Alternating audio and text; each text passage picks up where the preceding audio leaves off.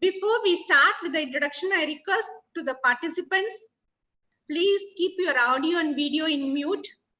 You can post your questions in chat. At the end of the webinar, your feedback is appreciated. The e-certificate will be sent to your registered email ID after the receipt of your feedback. COVID-19 lockdown had added more hours to our day, increased attention span, and keeps us stress-free. This is the most befitting time for us to utilize productively.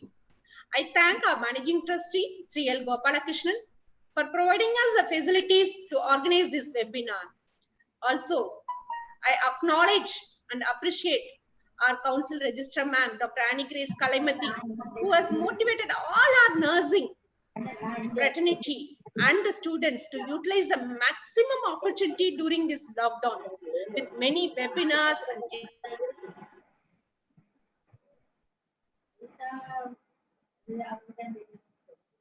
GCR classes, utilizing the research spirit. We nurses work in a variety of settings, including the hospital, community, clinicals, classroom, business sector, home healthcare, and the laboratory. Although each role which we carry different responsibilities, the primary goal of our nursing is the same: to be the client advocate and to provide optimal care on basis of evidence, which is obtained through the research. Throughout this 21st century, the role of nurse has been evolved significantly. How much the nurse warriors, COVID warriors has been there, what is the role which has been played, is been appreciated all over the world. So nursing research, which has a tremendous influence on current and future professional nursing practice, which renders its essential component of the educational process. So nursing research is vital to the practice of professional nursing, and the importance of its inclusion during our undergraduate instruction cannot be overemphasized. Only with the experience and the exposure, the students begin to understand the concept and importance of nursing research. Research nurses element of healthcare in the community. Conducting research is not only helps our nurses to continue their education, also keep up with the medical advances and position us to contribute to key medical findings and help patients to receive optimal care. I encourage a nursing fraternity to get involved in research related works more and more. Today, the technology is dynamic and which motivates us to sustain in the profession by updating not only our knowledge, but also our skills and attitude. So every nurse should hone their research skills also. Evidence-based practice of nursing, which drives sustainable research findings and of research findings. I'm sure that the 3 days of webinar will certainly give you a bird's view to revitalize your research spirit. So being the first day, today we have Dr. Juliana Lynette D'Souza will deliberate on writing a research proposal, because a good research proposal on the thrust areas which has a sound impact, which has been appreciated well. And second day we have ethics primer, will help the participants to commit to the ethical principles with authenticity of the facts. The session will enlighten and simultaneously and duplicate the submission, data falsification, salami slicing, plagiarism and copyright infringement, conflict of interest and so on. Third day, we have multitude of software programs which is available now to do the analysis, as most of us do the quantitative research. So the session will deal on analyzing the quantitative research data using the computer software, which will bring to light on how to organize the data, generalize the results, and to present with various views and opinions. The huge data can be derived with promising software for different perspectives. So let's start with the first session by Dr. Juliana. Dr. Juliana Lynette D'Souza is currently working as a professor in maternal and child health nursing department at College of Nursing, King Saud University in Riyadh, Saudi Arabia. Besides her specialty to complete a foundation of advanced medical education and research fellowship, as well as an advanced postgraduate diploma in scientific writing and medical journalism. She is in teaching midwifery and maternity nursing course to the postgraduate students and research to the doctoral students. I'm proud to say that she was my teacher in Manipal, who was teaching me with the research and my maternity nursing. Ma'am, I'm really happy to invite you to be with us today for the first webinar on writing a research proposal. Ma'am, the platform is yours. Juliana, ma'am? Yes, thank you very much. I'm unable to start my video. Just to say hello to you all.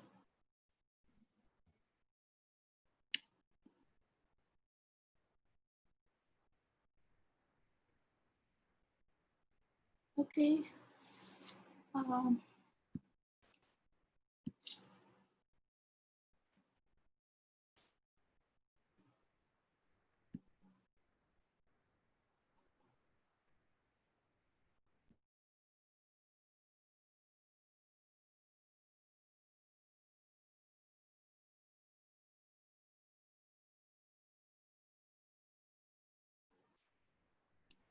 Okay. Are you able to hear me? Hello? Yes, ma'am, we were able to hear you. Please start your session. Okay. So greetings to you all. Thank you, Dr. Jayasudha, for the introduction. And greetings to you all and welcome to this session. This is the first webinar session of, I think, of your institution. So welcome to the session on writing a research proposal. Before we attempt to start a research study, we need to compile or develop a research proposal. And we all know that it is the most critical part of a study. And you will agree that it is a challenging experience. I can see that we have undergraduate students, postgraduate students, doctoral candidates, and many others in this particular session. Well, let's look at the objectives of the session. By the end of the session, you will be able to explain the purpose of writing research proposals, describe the components of research proposals, analyze the steps in writing a research proposal, and state the tips of writing an effective proposal. So we'll go through the content outline. We will briefly review the research process, and then we will move on to the steps of the proposal, the elements of the proposal, and tips in writing the proposal. So this is just to have a review. Let's get started. What is research? Paulet and Beck states that research is a systematic inquiry that uses disciplined methods to answer questions or solve problems. And the ultimate goal of research is to develop, refine, and expand knowledge. So on the whole, it is a systematic process. It produces data that answers a specified problem or a question. So it's very important that we have a very good research question. Just to have a review. Let's get started. What is research? Paulet and Beck states that research is a systematic inquiry that uses disciplined methods to answer questions or solve problems. And the ultimate goal of research is to develop, refine, and expand knowledge. So on the whole, it is a systematic process. It produces data that answers a specified problem or a question. So it's very important that we have a very good research question. Just to have a review. Let's get started. Looks like there's an issue. Paulet and Beck states that research is a systematic inquiry that uses disciplined methods to answer questions or solve problems. And the ultimate goal of research is to... There's an issue there because I can see that it's echoing. Dr. Jayasudha? I have not put the results. No. So, but the quantification also was attempted. So when we plan the solving of the problem or the answering of the question, we set sequential steps. During the Apollo mission, seismometers were carried and they were installed, and the data they got optimized, and it's 72, 75 or so. So all that is the only the seismic data which is out.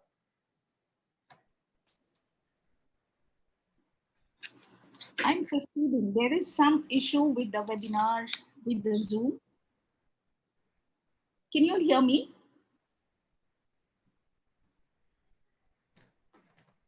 Can you all hear me?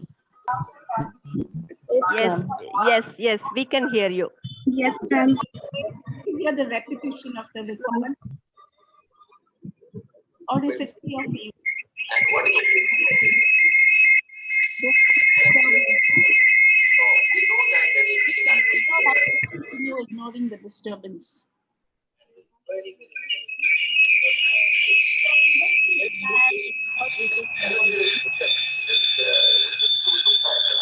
Answering of the question. based on our experience. If there is a very thin ionosphere present, then can we see some kind of change in the ionosphere? Electron content in the ionosphere because of the moon phase. Because on the moon surface, we don't have any other disturbances. So that's the reason that very low magnitude moon quakes are there, and whether those moon quakes are also very interesting. Now, why I'm telling this? All the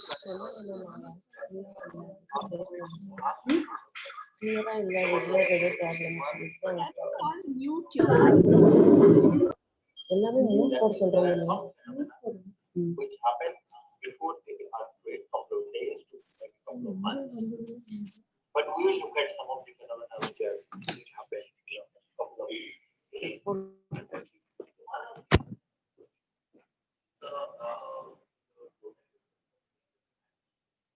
So what is a research proposal?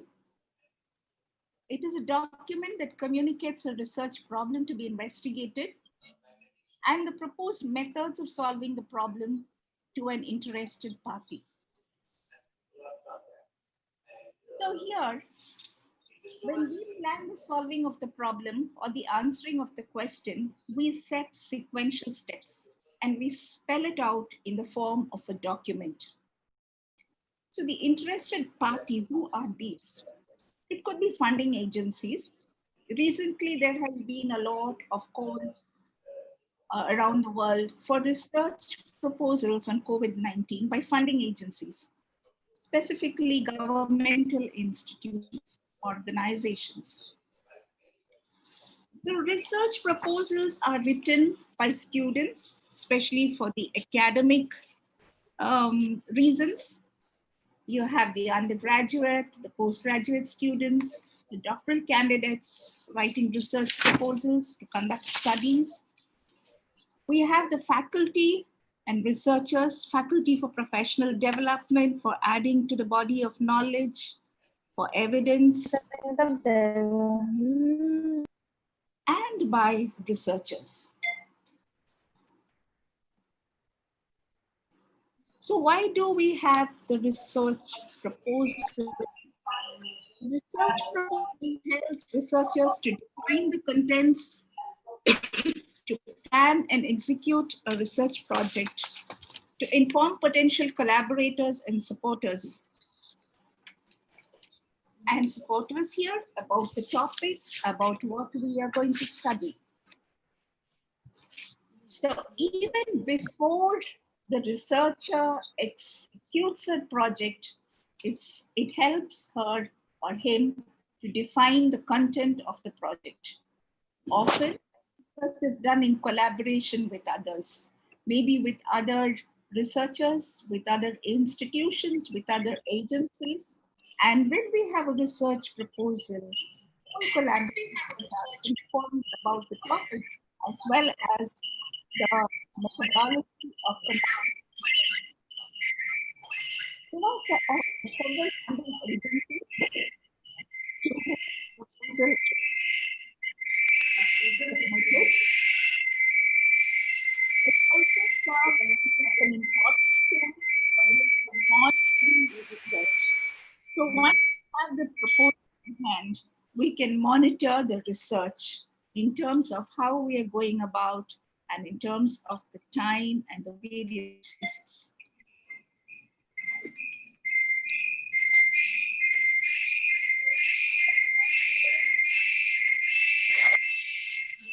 We can justify and plan a research project. It's so important that we justify. Justification at every step is essential when we write a research proposal. The other thing is that we have to convince the reader.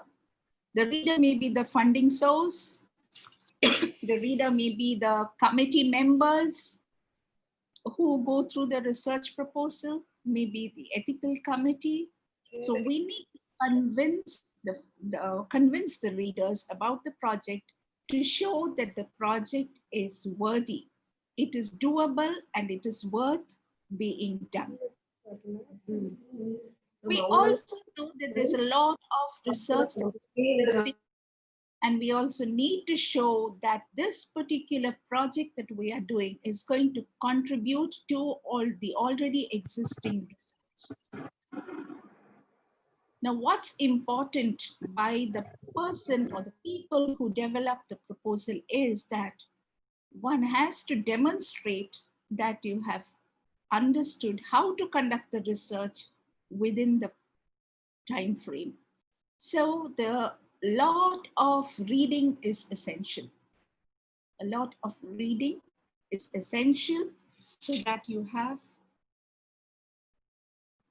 are able to demonstrate that you have understood how to conduct the research.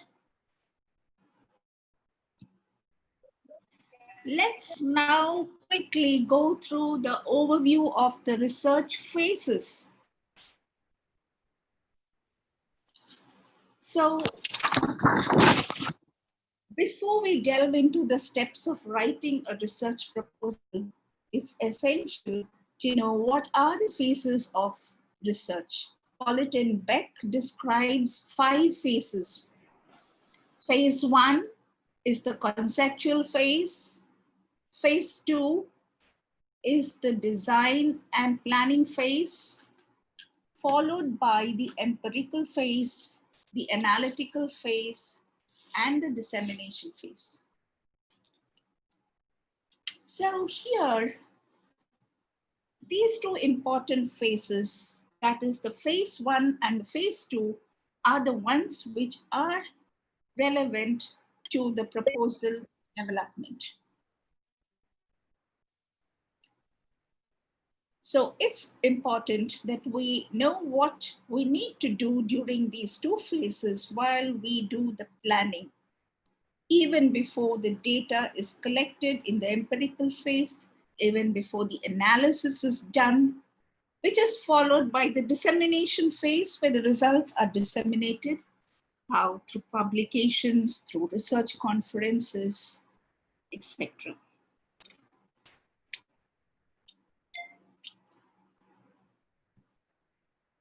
So the research proposal, as already stated, deals with the phase 1 and the phase 2, that is the conceptual plan.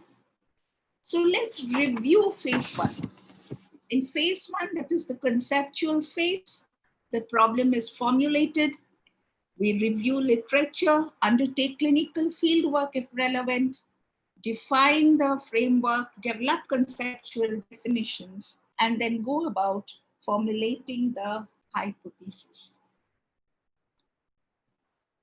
And this is followed by the second phase where we design and plan. In this phase, we have to do a planning. So for our proposed study, we select a research design, we develop protocols, we identify the population, We design sampling plans, specify methods to measure research variables, develop methods to safeguard subjects, and also finalize the research plan.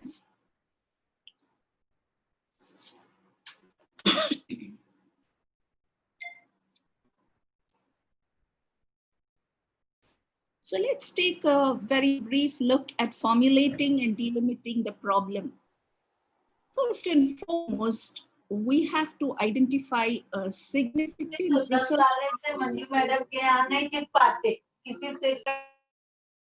and formulate the research questions.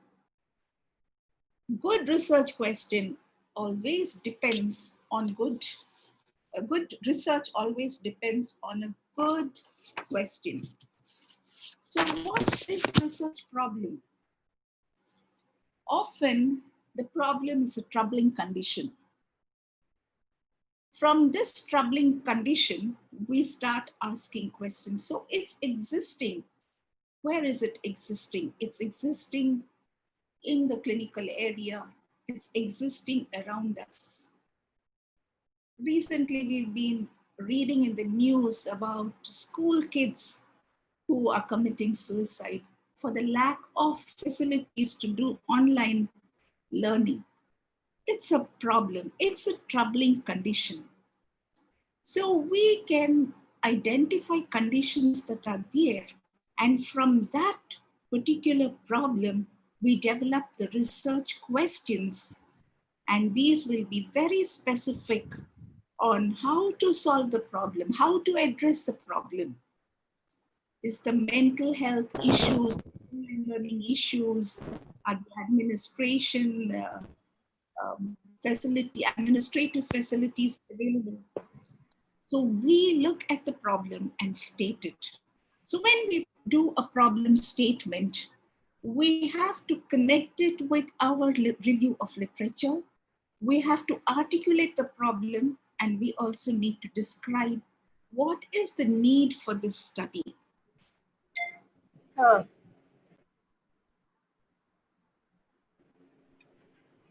So you'll find that there are certain components mostly in nursing research.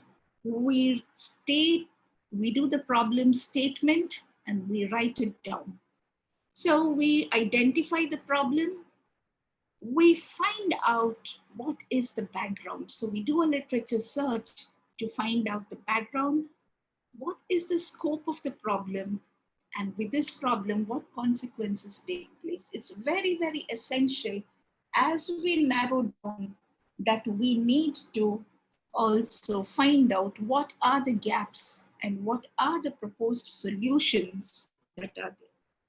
So we need to say how we need to plan how we are going to find a solution to this problem. That's what our research is all about. So where do we find the problems? Personal experiences, literature sources, existing theories, and previous research that is available. So review of literature is very, very essential. Now, for the proposal to be accepted, the one who's writing the proposal has to convince the reader that this problem is a problem of importance. It is a significant problem. So it is the significance of the problem. It is very, very crucial factor when we select a problem. So we also need to show or give evidence that shows that the problem will contribute to the existing body of knowledge. It's not that something which has already been done and we are repeating those studies over and over again. So we need to find out whether this problem is going to add to the body of existing knowledge and if the problem is important. For example, now, mental health issues of healthcare personnel, it's a problem. It's a broad area that we can develop a research problem and research question from. Are there interventions that can be developed? It can be tested. Now, these interventions would be of importance, and it's going to contribute to the benefit of the healthcare personnel. It helps in the quality of the care. So we need to find out whether the problem, we need to evaluate our problem, whether it's significant, whether it's researchable. There are studies which takes ages to complete. So if the problem is researchable, can it be completed in the given time? If they're funding agencies, they give you a specific period of time within which, the time limit within which the study need to be completed. So we also look whether we have the specific characteristics, people with specific characteristics are available for us, the participants whom we are seeking to collect data from, are they available? Whether others are cooperate. A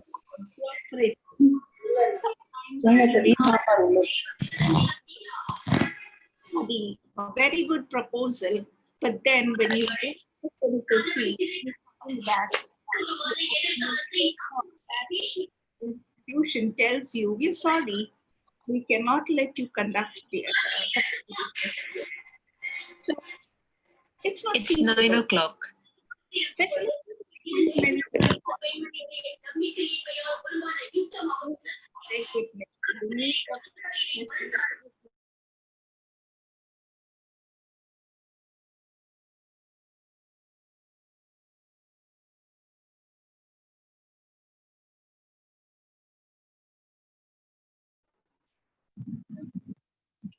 whether the facilities and equipment, and what is the major expenditure.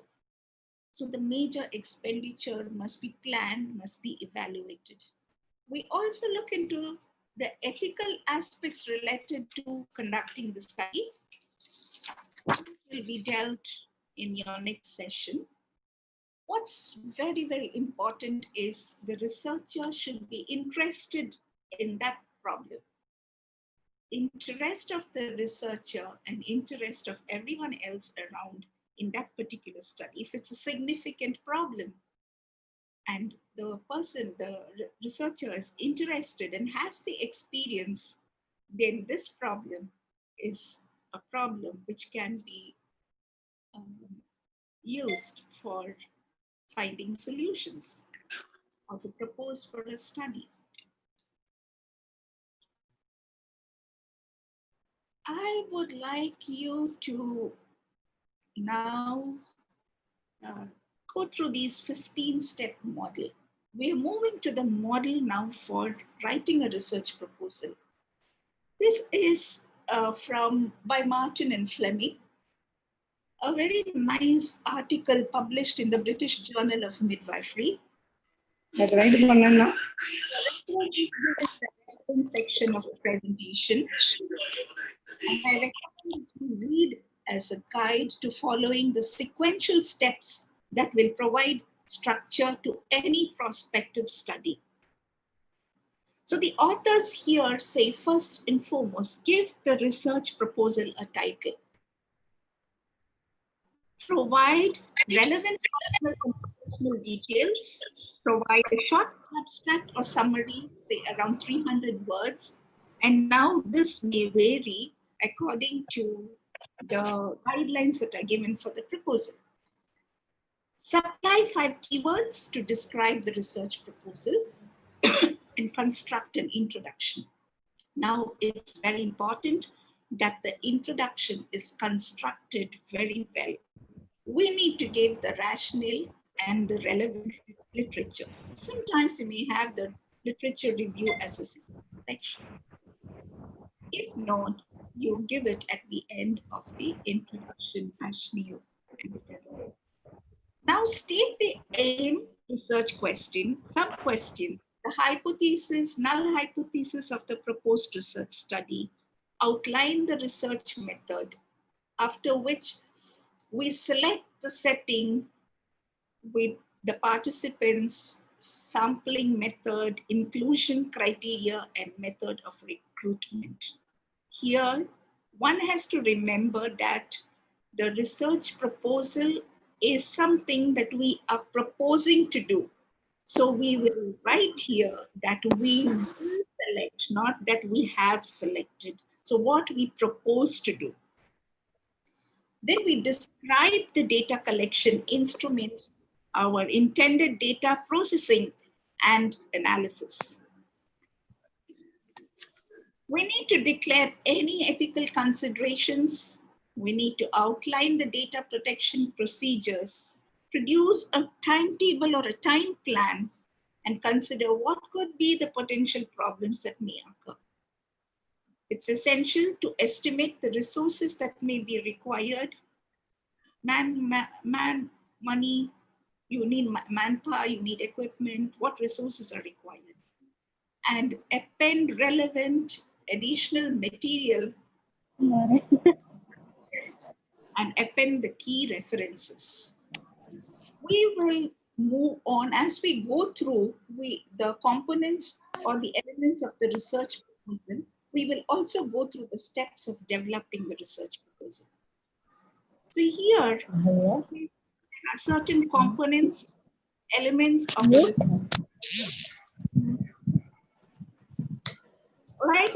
There is a title page, abstract, introduction or background, literature review, conceptual framework, research questions, research objectives, methodology, budget, timeline reference, and annexure. We focus here on the quantitative research. So these components or these elements may vary depending on where you are doing the study, what are the guidelines, what are the format, what format is given, who are the funding agencies, what format they have provided. So we need to modify accordingly, but these are some of the key aspects. So the first page will be the title page, which should be accurately reflecting the content and the scope of the proposed study. And below that, you have the personal and professional information, like the name and title of the investigator, professional qualification, contact information of the investigators. The title should be clear, should be very specific. Like, for example, this is just an example, effective heat therapy during labor on maternal and neonatal outcomes in nulliparous women, a randomized controlled study. So it's essential here that it should reflect the content and the scope of the present study. We move to the next component, which is the abstract. Always remember the abstract should be clearly worded. We need to make it very clear, and it should be the summary of the intended project. Most often 300 words, but sometimes they may ask you for fewer words. It's very, very important to adhere to the guidelines that is given for the abstract. Sometimes you may find that the proposal may be rejected, or sometimes it may come back to you to review and resubmit if the guidelines have not been followed. The abstract also will have the background, aim, methodology, study design, setting, population, sample, sampling, data collection process, the plan of analysis, and potential use of outcome of the study. Very essential that we state what is the potential use of the outcome of the study, the implications. So this needs to be written very clearly and concisely, in a concise manner for submission. Let's go into the introduction. So when we say introduction, we need to give a background. We need to classify throughout the research member in the introduction, and throughout we need your study, say if it is novel, how will it add to the body of literature? The existing research is not applicable. Not necessarily that you have to say all. It could be certain aspects of that particular area that has been studied that can be studied. There are issues with the methodology of the previous. So when there are issues with methodology, for example, the sampling plan was not appropriate, the sample size was inadequate, generalizability was affected. So you look at the limitations, and you'll find that there are certain issues, and therefore one may propose a study which may be similar with a better methodology. Bill Kenny is a researcher.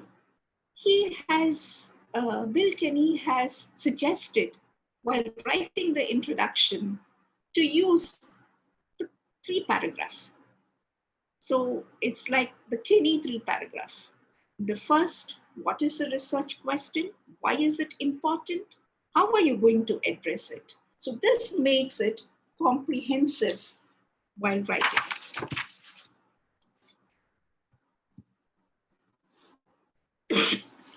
We review literature. You may end the introduction with a review of literature, or in some cases, you may have the literature review in a separate section. Whatever may it be, the review of literature should be clear discussion of what is the existing research. We need to demonstrate the gap, inform your research design decisions. Why are you doing a quantitative or a qualitative study? What methodological approach is used and why? Justification is very, very essential. And we also need scales. We need to look for scales that have been published.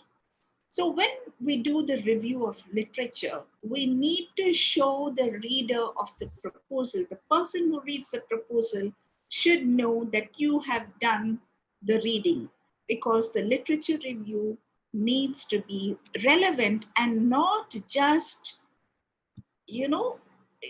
just a description. You shouldn't be just describing. Do not do descriptive writing, but do critical writing. So we need to read the literature. We need to review all this. We need to synthesize it, see what each of these authors say, a critical writing. And sometimes at the end of the review of literature, you may also present the conceptual framework, or according to the guideline, maybe separately, the conceptual framework, which is related to our study, how the concepts of our study are interlinked. What is the relationship? So that may be included. Research aim and research questions. So the research aim sums up the goal of the study and what is the researcher intending to do. You want to identify, measure the effect of local heat application on lumbosacral region in the first stage of labor on maternal and neonatal outcome among nulliparous women. This is what we intend to do. So when we do, we develop the research question, we can have the quantitative or the qualitative depending on what our methodology is. So there are certain acronyms which can be utilized.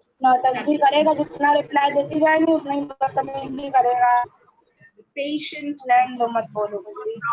गाँव की लड़की की photo डाले mute your, can you please mute your audio? Patient or problem, intervention, comparison, outcome, timing, and sometimes qualitative. And if it's qualitative, use the SPICE model, the acronym SPICE, which involves the setting, perspective, intervention, comparison, and evaluation. Research question should echo the aim.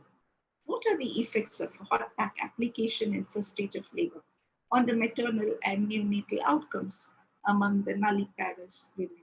So here we may have sub-questions. What could it be? It could be pain intensity, it could be reduction in the duration of labor, it could be maternal satisfaction.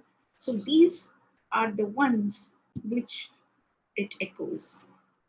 And from this, we state the hypothesis. And the hypothesis here is the relationship between variables. We have the independent variable and the dependent variable.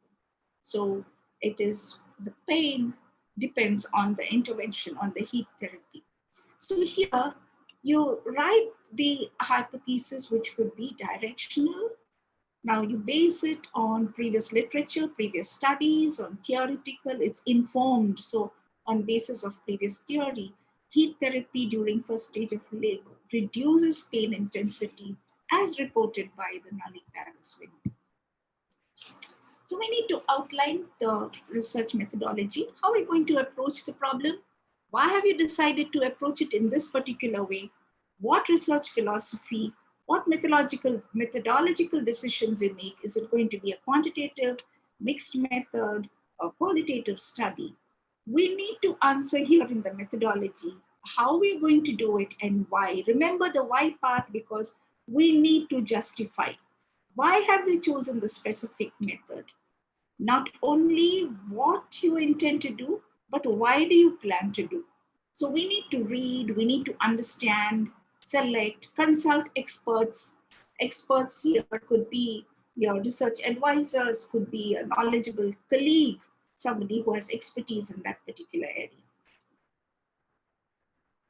We select an appropriate research methodology. For this, we need to identify the paradigm in which the question sits. When we say research paradigm, paradigm here is the philosophical basis of the question being asked.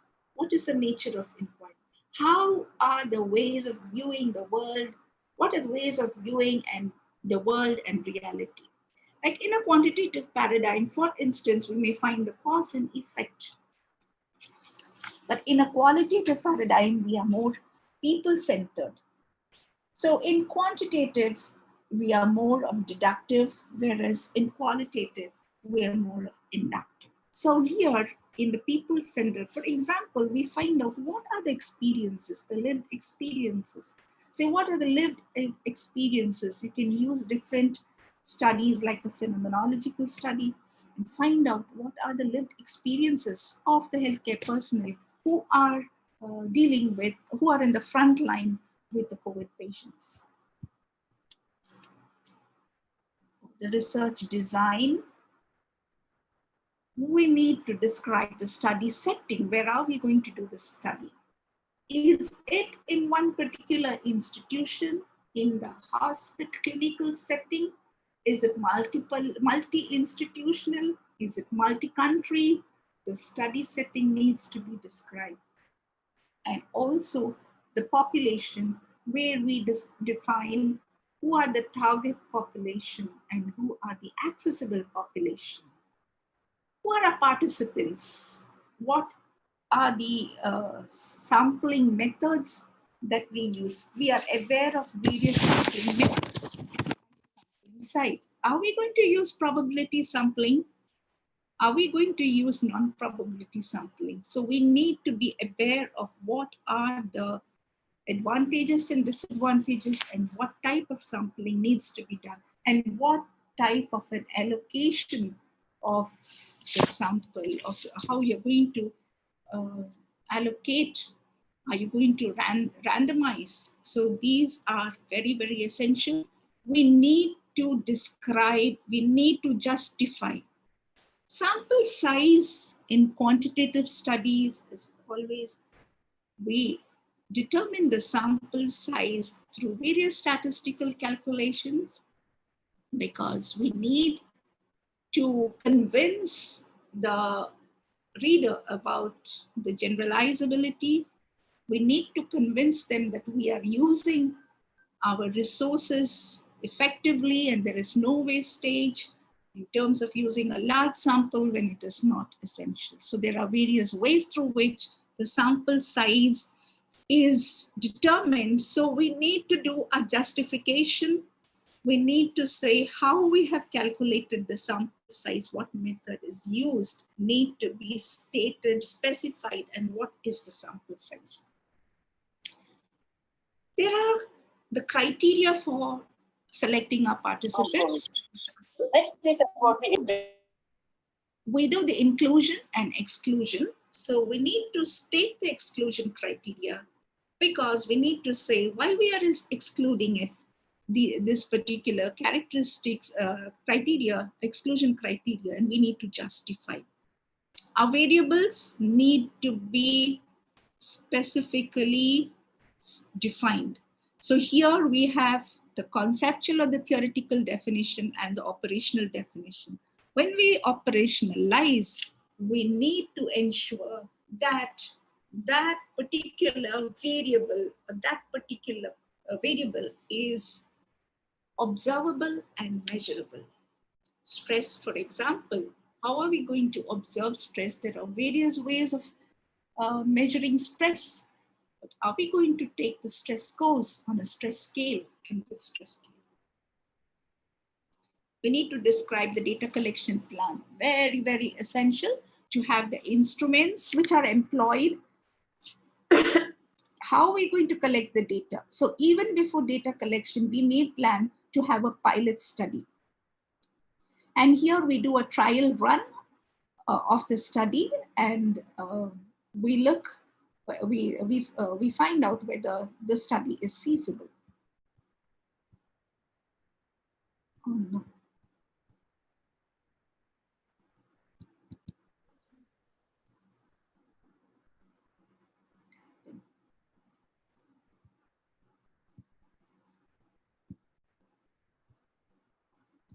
So we develop a data collection plan.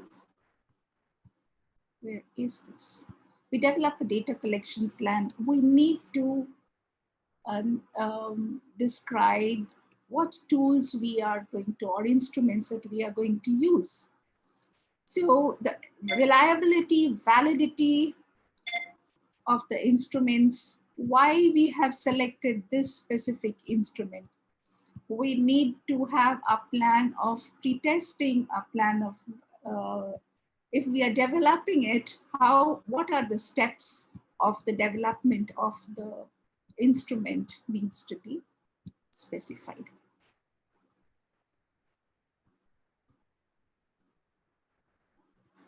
What's happening?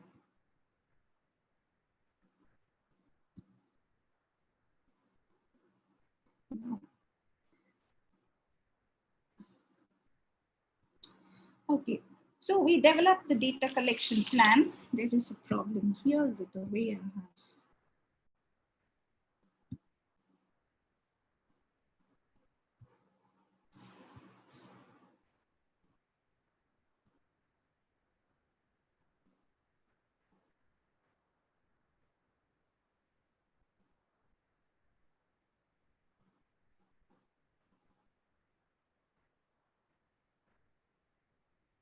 Sorry for that. A plan for implementation.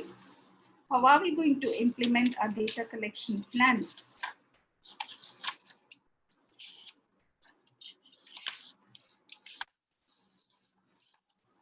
And, we need to also see whether we need our interventions are developed. Do we need to train the data collectors? So a plan is developed and it is very, very specifically stated how we are going to collect the data and why we are using that particular method for data collection. And once we are done with that, we need to say how, we need to specify how the data processing is going to be done and what analysis we plan. And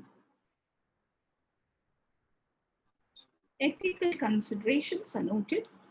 We need to state about measures to ensure confidentiality, ethical approval, how we're going to take informed consent, whether participation is voluntary, conflict of interest, and various other aspects which we will be dealing which will be presented in the next session tomorrow. References, all relevant references need to be included. Use the appropriate style, maybe the APA, Vancouver, Harvard, whatever, and you can use referencing software like Mendeley, Zotero. These are available free. And then EndNote, of course, it's paid. And if the institution has subscribed to it, you can use it. But all the relevant references need to be included in the study and be very, very specific on the correctness of the references. Develop a time plan for the project, like a Gantt chart, which will tell you what activities you're performing and over what period of time. So here, when the Gantt chart is there, it also gives us an opportunity to monitor the progress of our own study. We develop a budget with justification under subheads, and one needs, if it's for a grant, you need to find out what is the grant that is given, and within that, develop the subheads, but never inflate the cost. That will lead to rejection. Annexures, several annexures depending on the guidelines, like informed consent forms, data collection instruments, permission from authors, if it's a copyrighted instrument, permission, certificate of confidentiality, conflict of interest, curriculum vitae of researchers, and some institutions like ours also ask to submit a certificate of completion of a bioethics course. And it's after submitting these annexures, you find that it goes into the ethical committee for review. Always remember the research has to be written original. Tips for writing a proposal: we prepare a plan and do not rush the process. You can develop a Gantt chart even for, because sometimes the development of this plan takes maybe. Yeah, for the fat applications, I would not see much with the nanoparticles, but there are other applications like, for example, one of my colleagues at this PhD is looking at the plaques that are being formed in the cardiac. Also need to communicate what and how you're planning to conduct the study. And ask a colleague, expert, to review the proposal. What you don't see, maybe someone else's eyes will see. So it's always good to ask somebody to review it, revise it, proofread it, and edit it. See that there are no grammatical errors, language errors, and you will find that this speaks a lot in terms of whether the proposal will be accepted. So to conclude, research should be crystal clear. We need to justify. It needs to be original. An important problem that we are selecting is realistic, and it needs to add to the body of knowledge and well communicated. And we convince the reader that the proposal is developed in a way that the problem, the proposed study is essential and original. We have the references that are there. You can look for the British Journal of Midwifery, the 15-step model of writing a research proposal, which is an important reference which can guide you through.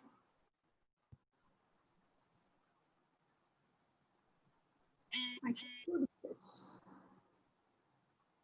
You have any questions?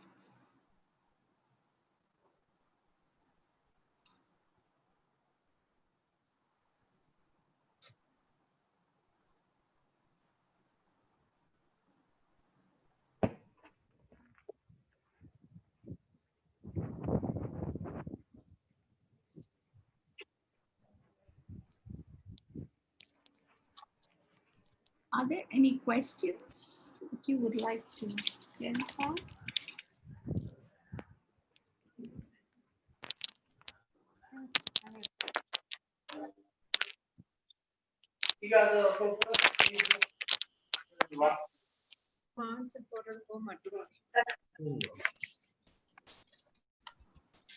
2 Evangelica private and private message, madam.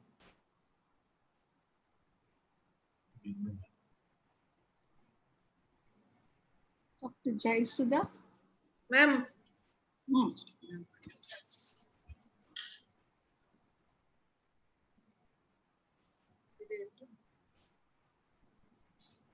Are there any questions? Just reading.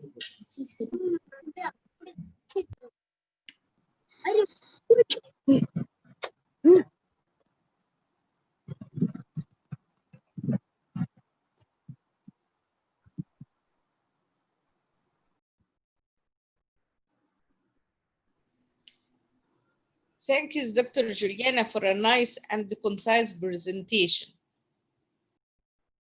Dr. Amani, you're most welcome. Yeah, thanks, Doctor.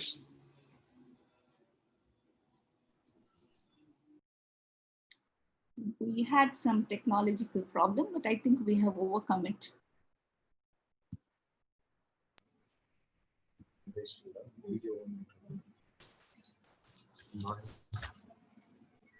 so thank you, Dr. Juliana, ma'am. Your presentation was really good.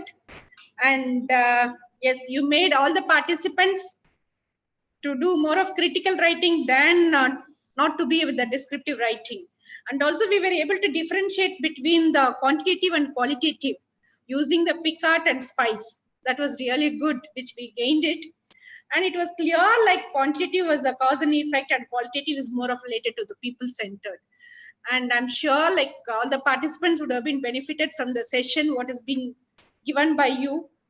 And you have convinced all of us with more knowledge on how to write a proposal, because now we more going for the funding. When we go for funding or when we submit any research, the proposal is the most important one to be written. And it was so clear for us. Thank you, ma'am, for sharing your experience with us and expertise. Thank you, ma'am. You're welcome, Dr. Jayasudha, and I appreciate that you have given me an opportunity to share my knowledge. Thank you very much.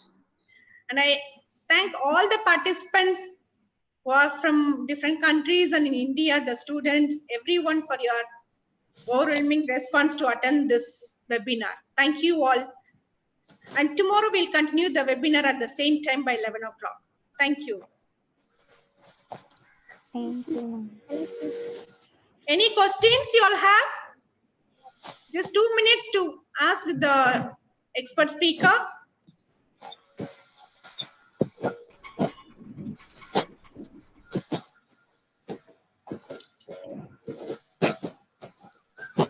Thank you, ma'am. The information to the participants, we will be uploading the feedback form shortly. So please give your feedback, and your feedback of every day. At the end of 3 days, you will receive an e-certificate. Thank you.